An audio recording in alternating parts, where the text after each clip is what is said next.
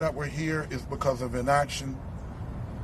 The time for meaningful change is now. No more waiting, no more stalling, no more window dressing.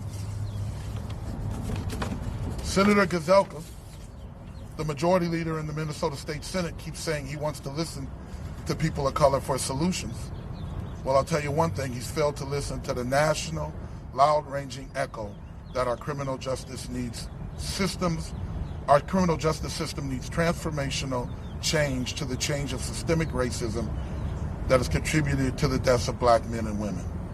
In fact, he's failed to listen to the last 4 years because in the last 4 years, the Senate Republican has blocked 21 bills introduced by DFLers for criminal justice reform. We send a strong message. We are going to have session here next Monday. We want to send a strong message to our Senate Republican colleagues to get at the table, to find a solution, to negotiate in good faith, and to pass these common sense, structural, transformational reforms to the criminal justice and law enforcement system. How many George Floyds have to die before we do so? Thank you. I think next up is my colleague, Representative Moran. All right. Good morning. So we've had several press conferences along with the People of Color Indigenous Caucus. We've held press conference with the governor, the lieutenant governor, and now we are standing before you with Congresswoman Omar. And quite frankly, personally, as a black woman and as a black mother who happens to be a black legislator, I am tired.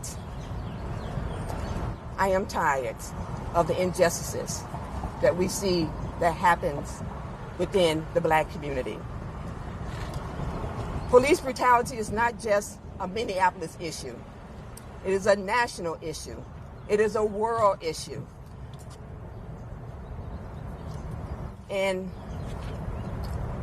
as we watch across the country, we know that this is bigger than Minneapolis. It is a state concern. It is a state issue. Police brutality is real, and it has disproportionately been impacting black communities. So Minnesotans across the state have rejected the dog whistle politics that aim to divide, and we continue to reject them until the Senate Republican listen to the needs of Minnesotans, to the needs of communities of color, to the needs and requests of black, indigenous, Latina, and Asian legislators. That is what they need to do. And they also, most importantly, need to engage those families who have lost loved ones to police brutality. They need to hear the experiences of the black community. Those experiences from the black community have been ignored by the Senate. Those closest to the pain must have their voices uplifted and their experiences amplified. They need to hear our cries. They need to hear our pain. People are ready for leaders who care for all of us and whose purpose in the office is to build a better future for all of us. People's lives are not just a political game. We reject messages that work to exploit racial fears that turns people against each other in order to create a distrust of government and a collective solution. Republicans are making lost lives at the hands of police officers a sense of racial resentment, and it facilitates ghostscaping, including attacks on immigrants and Muslims. We reject messages that are racist and are a tool to divide and thus harm all of us. We are a state who are interconnected, and it is that interconnectedness that binds us to a better Minnesota. A Minnesota who stands against police brutality and focus on police accountability. Why wouldn't we want to make police accountability a priority? Why? Minnesotans, no matter our color, our creed, or our zip code, all want communities where we can thrive. It's just as simple as that. GOP members focus on the damages of property rather than the murders of their black and brown constituents by police. We can see past these distractions, recognizing we're greater than the fear and the division we want to inspire in us. Whether you're white, black, brown, Latina, Asian, or indigenous, rural, suburban, and metro, Minnesotans are united for the justice of George Floyd. The Senate GOP is trying to distract us from their failure to deliver. Minnesotans want justice for George Floyd and all the other George Floyd, Philando Castile, and all the other unarmed men, women, and children who have lost their lives at the hands of those who are sworn to serve and protect us. Yes, all of us. Minnesota is united in our call for justice for George Floyd. The Senate Republican hearing on lawlessness is an embarrassing attempt to distract us from the fact that they have failed to act. Minnesotans, we are greater than fear. Minnesotans want a governor who cares for all people, whether you're a black, brown, white, disabled, or struggling with mental illness. Senate Republicans are now turning to the only tool left, attempting to divide us based on what we look like, where we live, to distract from lives over property. People matter. Black, brown, people matters. So I'm asking the Senate to stop taking our lives for granted.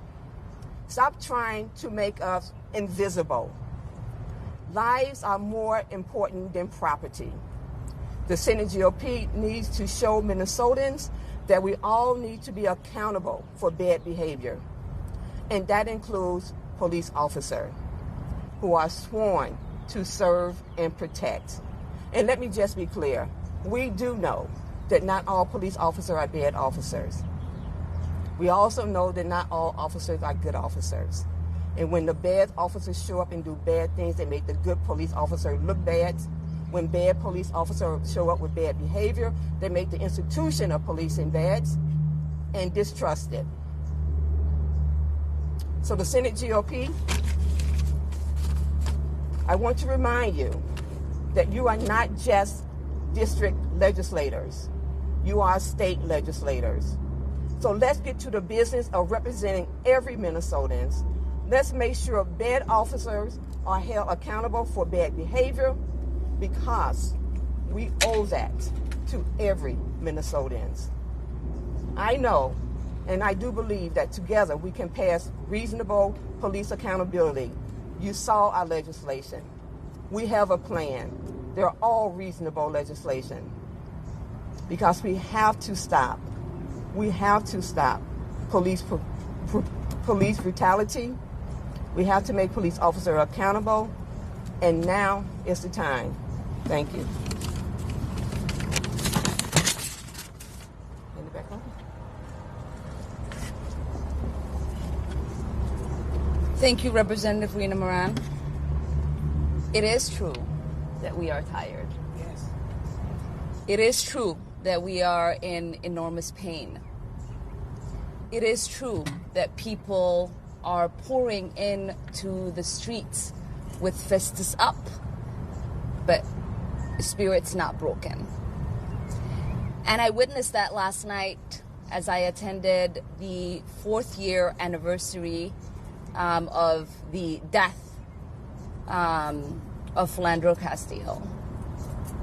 The visual that the community held for him in reminder of how valued and important his life was,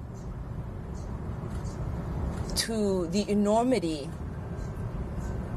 of the example it shows that no matter how perfect you are, how much you follow your training and your instructions from your parents in interacting with the police, that you will still have bullets shot into you and your life taken.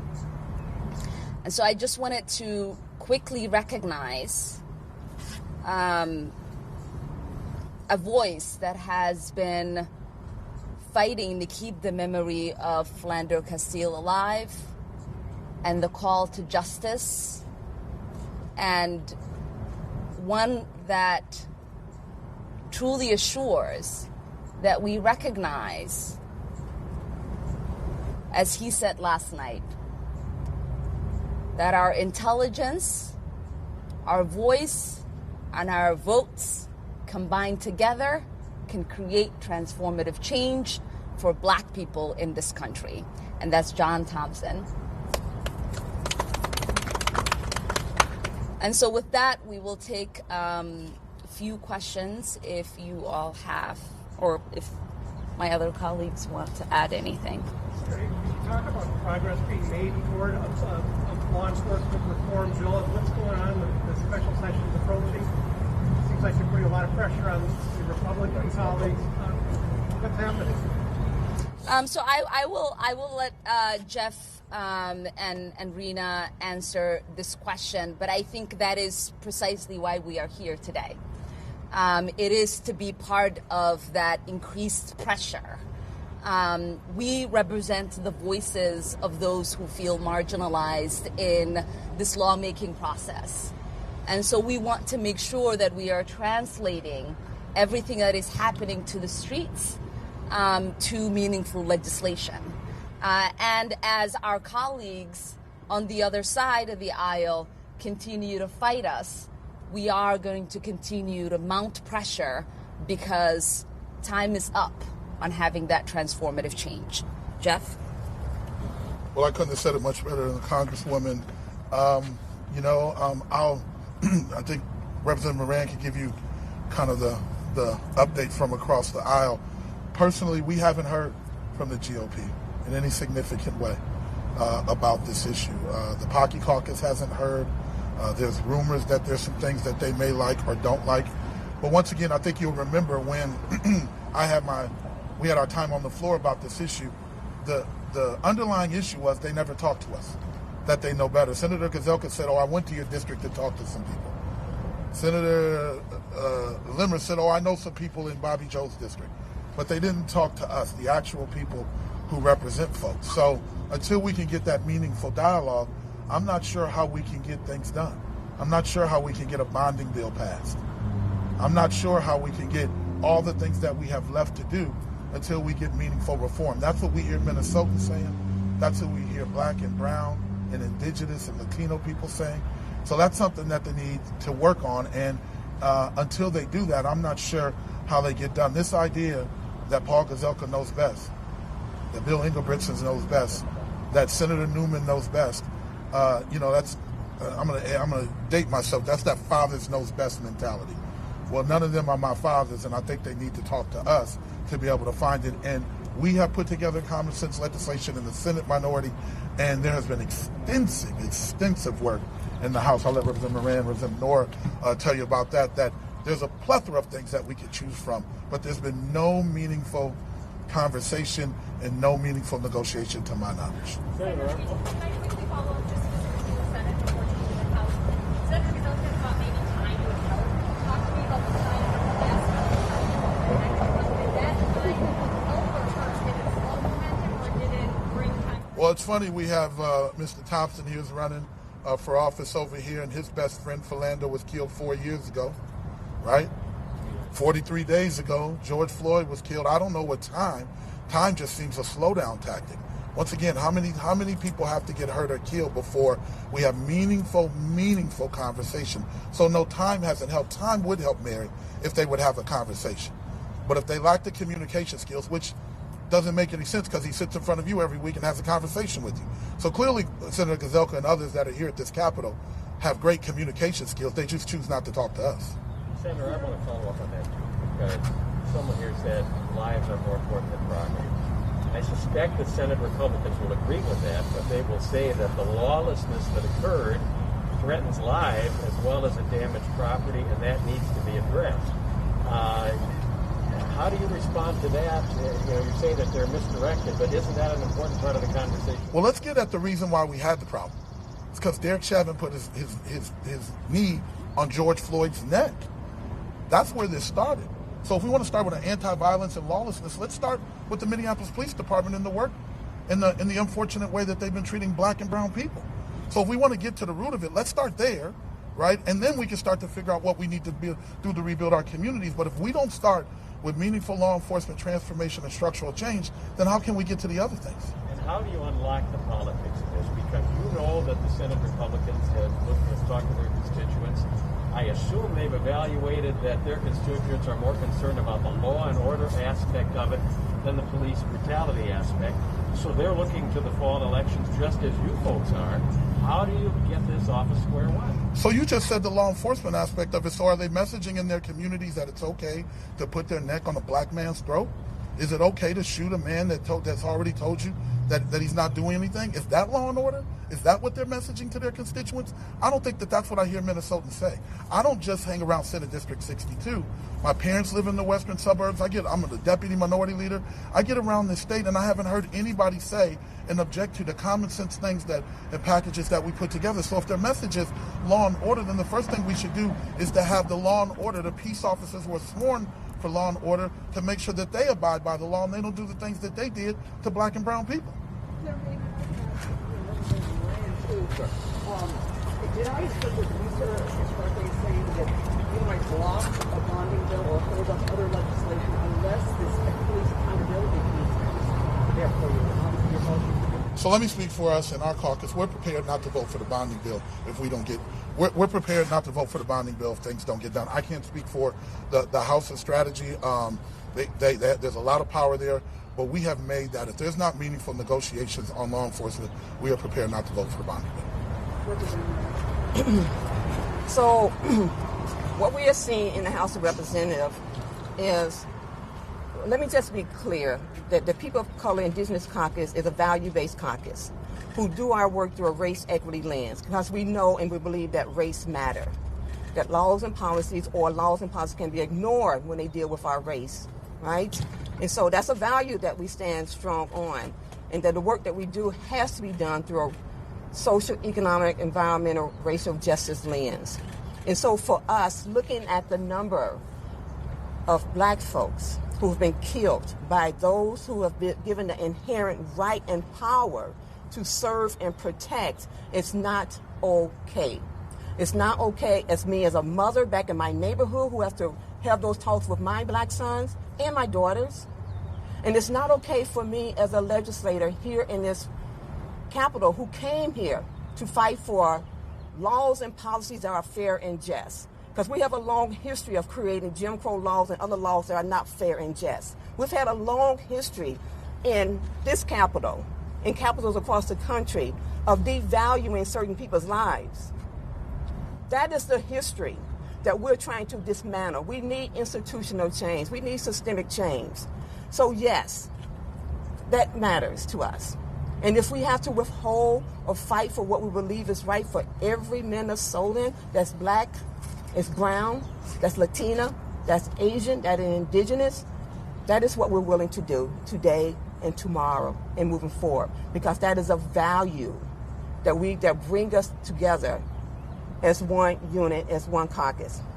Representative Moran, have you had contact with your colleagues in the Senate chairs? Have you seen anything productive in the last special session and the next one? So, as you know, or may not know, that we was in negotiations, I believe it was on June 19th, and they gave us an offer, and that offer was, they said to us, that this is your final offer, but it was also our first offer. It was also the first offer. And they also said to us that you cannot change anything in the offer that we have put in front of you. Well, that's not negotiation. And that is not how you negotiate in this building. And so we did a counter offer, and we waited, and we waited, and we waited, and we're still waiting. I have not had any encounters in regards to a negotiation process with any of the Senate Republican. We are trying to do our due diligence about engaging the law enforcement, the Sheriff's Association, and many others about creating policies that are common sense policies that just make sense, that we believe that through these conversations with the Minnesota Sheriff's Association, with the Minnesota Police Association, that we are making some headway. Right? I think Chair Mariani may have sat down with Senator Gazelka, to have some conversations. And we're doing our part to make sure that we're talking and engaging others in this process, because it is that important to us, and now is the time to do that. But as a collective, through a real negotiation process, that has not happened. Well, Representative, given this stalemate or whatever you want to call it, okay, Senate Republicans seem to be willing to move on some things like chokeholds, use of force. They don't want to go to the arbitration. They don't want to go to the residency requirements and those kind of things. Given this, why not at least agree to those pieces that they want to in this next special session and at least get something done instead of coming out of it again, with nothing, not having this issue? Well, I did say we made a counteroffer. We made a counteroffer. We're waiting for a response to that counteroffer. If that is what you believe that they want to do, then they need to come back to the table and man up on what they believe that they want to move to keep all Minnesotans safe, right? And keep police officers accountable. And so we're waiting for that response. Let me add this. Why is it that what they want is the right thing that we should do? Why is it not what we want, what the people say we want, the people who are at the end of the boot and the end of the bullet? Why is it not what they want is the right thing to do? So why is it, if you think about it, the frame that Senator Gazelka, Newman, and Engelbrechtson and others have put through is the frame of them. It's to say, here's what we want, right? Here's what greater Minnesota looks like. Here's what our district wants. But they're not the ones that are getting shot and killed and stomped on and choked. So why are we not listening to them, and why are they not coming to meet us to be able to do the things that Minnesotans want so that we can stop killing people? Why is it the frame, and even with all due respect to you guys, why don't we ask questions out of that frame? Why don't we ask the frame out of the people who are there? I think most of you guys have been to 38th in Chicago. You've been to Lake Street. You've seen this kind of stuff. You see what people want. And though it's a lot of people of color that are there, but that's 6 blocks from my house, 8 blocks from my house. I've seen them walk up and down, and it's Minnesotans. Lots of white Minnesotans. So why don't we ask the frame out of that and pose the question to Senator Gazelka that says, how come there hasn't been a Limmer or Newman to say, instead of these taking up time, burning up air to have a hearing, and if you mind you, the hearings that they're having doesn't have anybody on the POCI caucus on the committee, with the exception of Senator Franz, and nobody from Minneapolis, and we had to push Senator Torres Ray into that. Why is it that? Why don't we ask that question of them? And I would say, actually, even more to that, how is it that we are always expected to negotiate ourselves out of the negotiations? How is it that we are expected to negotiate the interests of our communities, the equality for our communities, the justice for our communities, out of any sort of legislation that is supposed to move? This is the question that we are always asked. How come you're not compromising? I mean, compromise has brought us here. Compromise has brought the kind of oppressive system that allows for someone like George Floyd to get the life stifled out of him for 8 minutes and 46 seconds. So what the question should be that you should ask the Senate Republicans and even our Senate counterpart in Congress is to say, how come you are not negotiating with them? How come you are not listening to the voices that have been marginalized for decades and centuries in this country? How come you are not listening to the cries of the mothers and the fathers in our communities? How come you are not listening to the people who are telling you that we don't feel like our lives matter equally in this country? Because when you have legislators who are living every single day in the midst of communities that are constantly feeling pain, being told by legislators who have no idea, not a single idea, not because they've lived through it or because they represent people living through it, constantly telling them what should be and what can be acceptable treatment for themselves and for the communities that they represent. And I just think that is really the most emblematic part of this conversation. And it's truly why we continue to have a system that isn't equal for us. When we saw the statue of Columbus come down, there was conversations happening about how other people felt. And nothing was being amplified by the people who took it down, who saw it as a symbol of oppression for themselves. And so when do we as a society uplift and uphold the pain and the struggles of the people who are actually living through a system that doesn't recognize them as equal, a system that doesn't recognize the systematic trauma that they have been through, a system that doesn't recognize the continued pain and invisibility and lack of care that they feel every single day. Any more questions, or should we close? Is the health leadership on board with the Yes, we have had and continue to have absolutely support by Speaker Hortman. Our leadership is there 100% on moving police accountability, and our DFL. You know, you saw the bill pass off the House floor with great support. So we are there, and we know the meaning and the value of justice and justice for all, right? They get it, they're leading it, and they are also in conversation. So, yes. Are you talking about opposing a bonding bill if we don't get a police reform bill? Or not? You were asked that before. It was a one. Yes. and the speaker's on board with you? What I'm speaking to as far as the People of Color Indigenous Caucus, right? That is our stance. Is there any Right. way we can get a bonding bill? Because Representative Dowd has said, you know, maybe a few weeks ago he said, unless the governor relinquishes his COVID authority, or gives some indication that he's going to do it, bonding bill isn't going to happen.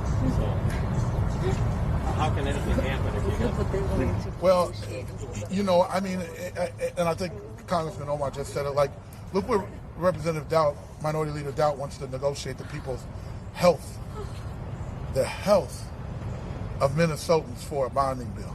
We just saw... But not to save lives. Yeah, not to save the lives, to harm them more. We just saw Texas, Florida, Arizona, South Carolina went through the roof. The COVID numbers went through the absolute roof. I watch it pretty closely. I serve on all the healthcare committees.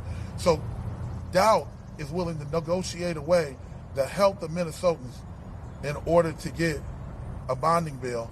And Gazelka is willing not to do law enforcement reform in order to say, well, I guess then we won't get a bill. I just think that the GOP's ideas of what they should do is so incredibly misplaced with what Minnesotans are telling us throughout the state, that I would hope that they could understand that it is really important that the governor continues to have his peacetime authority for a whole myriad of reasons, to make sure that we're healthy and safe and that people get their unemployment benefits, etc. And at the same time, Senator Gazelka stops race baiting, stops playing into what he considers to be the hands of his base, recognizing that people want law enforcement reform, and then we can continue to make Minnesotans healthy, we can continue to get law enforcement reform, and we can get an infrastructure bill. It's pretty simple to me. So it's the complication of the GOP doubling, tripling, quadrupling down on this issue that they're going to make Minnesotans worse in order to do this. Okay. One more question.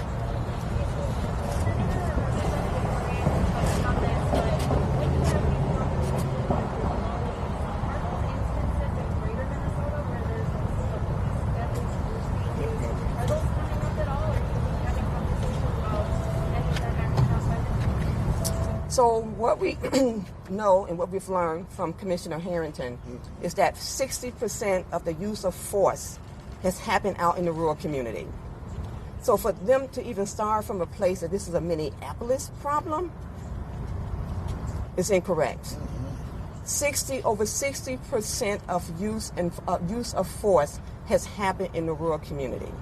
And I just want to dovetail back on, Representative Doubt. And I don't know if you know, but I know as one who has sat in this Capitol, and as we wear masks, we have not seen one Republican put a mask on, who have not social distancing. All the health professionals, the CDC has said, we need to do this. If the governor was to lose and relinquish any of his executive power, we would not be able to move anything through this body. Nothing would happen through this body. I am glad that the governor has the executive power that has kept us safe. Safer than we would have been if he had not put many of all the orders in place. So they are they live in a different world often, a world that they believe is all about them. They are only feeding themselves to a small base of people. But the majority of our Minnesotans are saying to us, wear your mask, social distance, be safe, because this is not just about me. This is about all the people that I will come encounter. That's a whole nother subject. And so, for the Kurt Doubts of the world who believe that this is not real, it's just a fluke, I don't know what data they're looking at, but it's incorrect, and we would never get anything moved in the House of Representatives or the Senate if the governor was to even think about relinquishing any of that executive power. So I stand with the governor. Why is that, Miranda, nothing to do with the government and executive power? I'm actually sure I'm understanding. I think I know what you mean. We have two different ideologies, right? We have Republicans who believe that, this is just a little cold or flu or something, right? With all the experts have told us different, who said, this virus, just so I can share with you guys, I've also had COVID-19 the first week in April, right? COVID-19 just did not impact me, impact my whole family, everyone in my household. That is the power of this coronavirus. And so the ideology about, let civil liberty play its way out. It's not just a good way to deal with coronavirus, because we can easily be a Florida. We can easily be a New York or California. We could have easily been there, and we could have easily had so many more deaths. And so if we want to ever be where other countries are right now, where we have seen the coronavirus, the spike go down, we have to listen to the health professionals. We have to, and we'll get there. But we won't get there if we open up too soon, too fast, and too quickly. All right, thank you. Thank you. That's all we have time for today. All right. Hey, Senator, hey. There you go. Yeah. Yep.